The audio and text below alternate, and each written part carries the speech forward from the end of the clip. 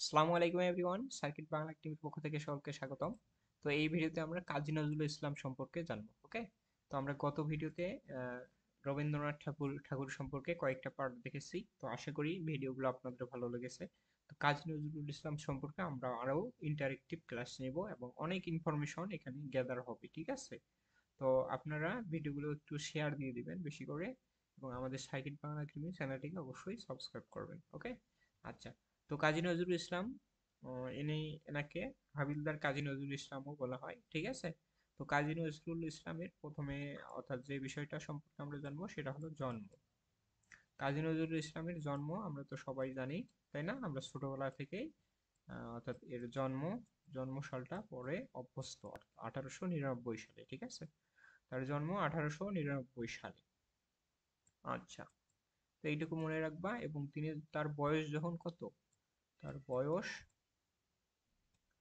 তার যখন বয়স 18 বছর। তার বয়স যখন কত বছর? 18 বছর, ঠিক আছে?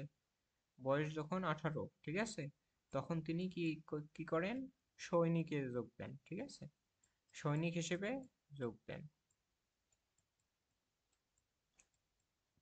তিনি কি করেন? সৈনিক হিসেবে যোগ দেন। দ্যাট মিনস কত বছর বয়সে সৈনিক হিসেবে যোগ দেন যদি পরীক্ষায় আসে, তাহলে অর্থাৎ 1899 সালে 18 যোগ দাও, তাহলে কত হবে? 1917 সালে। তাহলে সৈনিক হিসেবে যোগ দেন 1917 সালে, অর্থাৎ 18 বছর বয়সে, ঠিক আছে? তো ইনি কোথায় যোগদান করেন? হলো সৈনিক হিসেবে বাঙালি পল্টনে, ঠিক আছে?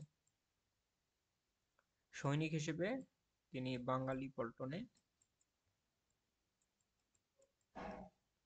সৈনিক হিসেবে কোথায় যোগ দেন? বাঙালি পল্টনে, ঠিক আছে?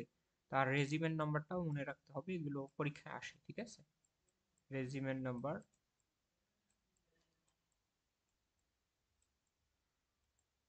তার রেজিমেন্ট যে নাম্বারটা ছিল সেটা হলো 49। এটা একটু মনে রাখতে হবে, হ্যাঁ, 49। তিনি পাকিস্তানের করাচিতে ছিলেন, ঠিক আছে? তাই কিন্তু যুদ্ধের জন্য তাকে যাওয়া লাগেনি, জাস্ট পাকিস্তানের করাচি ময়দানে তিনি ছিলেন, ঠিক আছে? এইটুকু মনে রাখবো। তাহলে তার জন্ম 1899, 18 বছর বয়সে সৈনিকে যোগ দেন।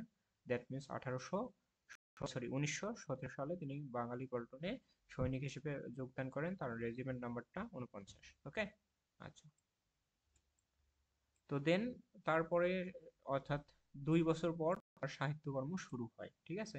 অর্থাৎ 1919 সালে, 19 সাল, অর্থাৎ 17 সালের পর 2 বছর পর, অর্থাৎ 19 সালে, 19 সাল থেকে তার কি হয়? সাহিত্যকর্ম শুরু হয়।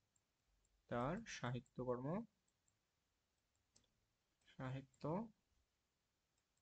শুরু হয়। তো তার সাহিত্যকর্ম শুরু হয় কত সালে? 1919 সাল থেকে, ঠিক আছে? তাহলে 17 সালে তিনি কি করেন? সৈনিক হিসেবে যোগ দেন। 19 সাল থেকে তার সাহিত্যকর্ম শুরু হয়। তারপর 20 সালটা মনে রাখতে হবে, 1920 সাল। যখন 1920 সাল, তখন কি হয়? প্রথম বিশ্বযুদ্ধ শেষ হয়ে যায়। প্রথম বিশ্বযুদ্ধের সময় এই যে তিনি এই যে সৈনিক হিসেবে যোগদান করেছিলেন, ঠিক আছে? প্রথম বিশ্বযুদ্ধ শুরু হয় কত সালে? ফার্স্ট ওয়ার্ল্ড ওয়ার, বলতে পারবা? অর্থাৎ ফার্স্ট ওয়ার বা ওয়ার্ল্ড ওয়ার, এটা শুরু হয় অর্থাৎ 1914 থেকে 18, ঠিক আছে? আচ্ছা, ওই সময় 19 সালে তার সাহিত্যকর্ম শুরু হয়, প্রথম বিশ্বযুদ্ধ শেষ। তারপর 20 সালে তার কোনো কি হয়? কোনো চাকুরি ছিল না। তার কি ছিল না? কোনো জব ছিল না। তার জব ছিল না, ঠিক আছে? তো জব না থাকায় তিনি কি করেন? সাংবাদিকতাকে পেশা হিসেবে বেছে নিয়েছেন। তাহলে কি করেন? সাংবাদিকতা। তাহলে তিনি কি করেন? সাংবাদিকতাকে পেশা হিসেবে বেছে নিয়েছিলেন 1920 সালে। তার কোনো জব ছিল না, কারণ উনি, অর্থাৎ 1919 সালের পর থেকে তো বিশ্বযুদ্ধ আর ছিল না, তাই না? তো ওই টাইমে তাই তিনি তো সৈনিক হিসেবে যখন ছিলেন তখন তার একটা জব ছিল, কিন্তু 20 সালে তো তার জব ছিল না। দ্যাটস ওয়াই তিনি কি করেছিলেন? সাংবাদিকতা হিসেবে পেশা হিসেবে বেছে নিয়েছিলেন। ওকে, তারপর 21 সালে, এই সালগুলো একটু মনে রাখতে হবে তার কোন সালে কি কি গুরুত্বপূর্ণ বিষয়, ঠিক আছে? তাহলে যখন 21 সাল আসে, তখন এসে 21 সালের ডিসেম্বরের শেষ সপ্তাহে, হ্যাঁ, ডিসেম্বরের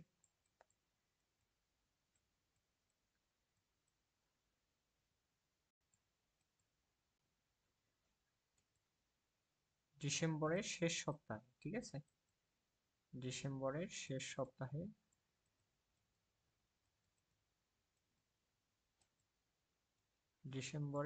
সপ্তাহে তিনি কি করেন, বিদ্রোহী রচনা করেন।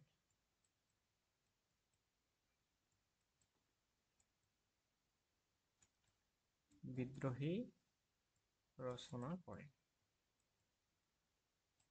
করেন, ঠিক আছে। তারপর প্রকাশ হয় 22 সালের প্রথমে 2 জানুয়ারিতে, 1922 সালের 2 জানুয়ারি। 2 জানুয়ারিতে কি করেন তিনি, বিদ্রোহীটা প্রকাশ করেন।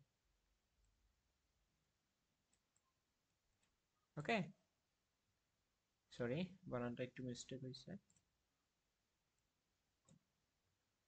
ওকে, 2 জানুয়ারি, 2 জানুয়ারি তিনি কি করেন, বিদ্রোহীটা প্রকাশ করেন। এই যে বিদ্রোহী প্রকাশিত হয় কত সালে যদি বলা হয়, তাহলে বলবা 1922 সালের 2 জানুয়ারি যদি তারিখটা উল্লেখ করে, ঠিক আছে, প্রকাশ। বুঝতে পারছি, এইটুকু বুঝতে পারছি, আচ্ছা। তো তারপর তার এই 22 সালটা কিন্তু তার জীবনে সব থেকে গুরুত্বপূর্ণ একটা সময়। এই 22 সালে তিনি কিন্তু জেলে গেছিলেন, 23 সালে বের হয়ে আসলেন, ঠিক আছে। কোনটার কারণে তিনি জেলে গেছিলেন, আনন্দময়ীর আগমনের কারণে, এটাও 22 সালের ঘটনা। তো তার জীবনের এই 22 সালটা সব থেকে সিগনিফিকেন্ট একটা সময় চলে গেছিল। এই টাইমে তিনি সব থেকে বিখ্যাত হয়েছেন এবং সব নির্যাতিত হয়েছেন, ঠিক আছে। এই কারণে 22 সালটা তার জীবনে সব থেকে একটা গুরুত্বপূর্ণ সাল, ঠিক আছে। তো এইটুকু আই থিঙ্ক আমরা বুঝতে পারছি। হুম, আচ্ছা। আচ্ছা, 22 সালে আর কি কি ঘটনা হয়? 22 সালে 2 জানুয়ারিতে বিদ্রোহী প্রকাশ হয়। তারপর তিনি অগ্নিবীণা কাব্যগ্রন্থ প্রকাশিত হয়। অগ্নিবীণা অগ্নিবীণা কাব্যগ্রন্থ, তার অগ্নিবীণা কাব্যগ্রন্থের এটা প্রকাশ হয়। কবিতা ছিল কয়টি? 12টি। অগ্নিবীণা কাব্যগ্রন্থে কবিতা কয়টা আছে? 12টি। এগুলো আমরা পরবর্তীতে আরো ডিটেলসে জানবো, ঠিক আছে। আর আর কি হয় তারপর, আনন্দময়ীর আগমনের কারণে, এই কবিতা অগ্নিবীণার একটা কবিতা, ঠিক আছে, এটা।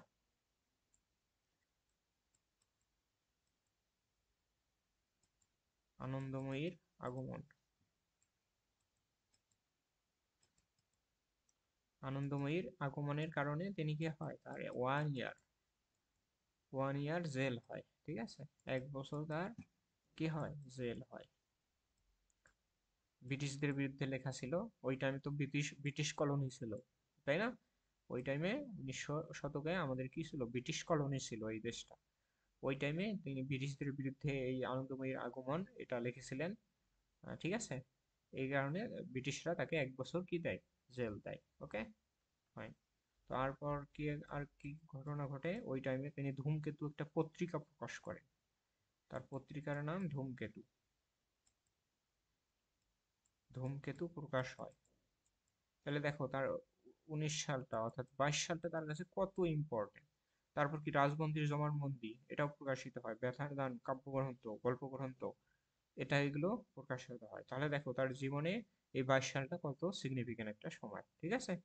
আচ্ছা, আই থিঙ্ক ভিডিওটা একটু লেন্দি হয়, আমি সেকেন্ড পার্টে আরো কিছু ইনফরমেশন দিয়ে দেবো। ওকে, তো আই থিঙ্ক আমরা সবাই ভিডিওটা বুঝতে পারছি, এবং ভিডিওগুলো ভালো লেগে থাকলে অবশ্যই আমাদের চ্যানেলটিকে সাবস্ক্রাইব করবে এবং শেয়ার দিয়ে দেবো। আজকে এ পর্যন্তই, আল্লাহ হাফেজ।